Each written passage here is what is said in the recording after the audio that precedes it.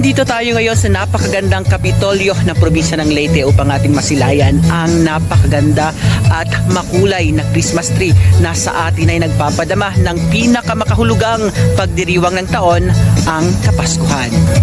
Ang tema ng giant Christmas tree sa Kapitolyo ng Leyte ngayong taon ay Blooming of Lights and Festival of Hope. Ito ay nagdadala ng isang makapangyarihang mensahe na ang pag-asa ay patuloy na magniningning kahit matapos ang pinakamadilim na pagsubok. Kung mapapansin nyo sa likod ko, ang sentro ng pagdiriwang na ito ay ang higanteng handcrafted na Christmas tree na tiyak ko mas kahanga-hanga pa kung makikita natin ito ng mas malapitan. Bawat bahagi ng punong ito ay may kwento, nababalutan ng daan-daang kumikislap na bulaklak.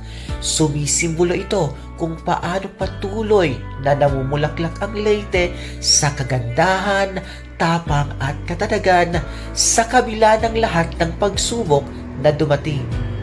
Ang bawat nagniningning na talutot ay paalaala ng pag-asa, pagkakaisa at ng hindi matitinag na lakas ng mga Litenyo, lalo na matapos ang mga pagsubok tulad ng Bagyong Yolanda at ang patuloy na muling pagtayo ng ating mga komunidad. Sa tuktok ng Christmas tree ay ang Leyte Fairy o ang Diwata Hanpaglaong na ayon kay Ley Castillo na siyang nagdisenyo sa Christmas tree ay kinuha niya ang inspirasyon mula sa mga kwentong bayan at mitolohiya ng mga Bisaya, kung saan ang mga mabubuting espiritu ay pinoprotektahan ang mga kagubatan at komunidad. Dito sa Leyte, ang diwata ay kumakatawan sa pag-asa na bumangon sa gitna ng pagsubok, nagmamasid at gumagabay sa mga mamamayan tungo sa liwanag, pagpapagaling at sa bagong simula.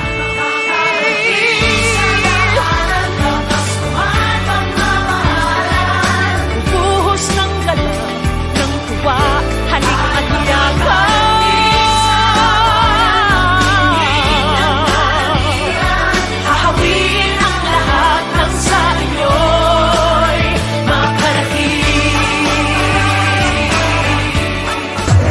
Kung naghahanap kayo ng inspirasyon ngayong Kapaskuhan, matatagpuan nyo ito dito sa Giant Christmas Tree, dito lamang sa Leyte Provincial Capital.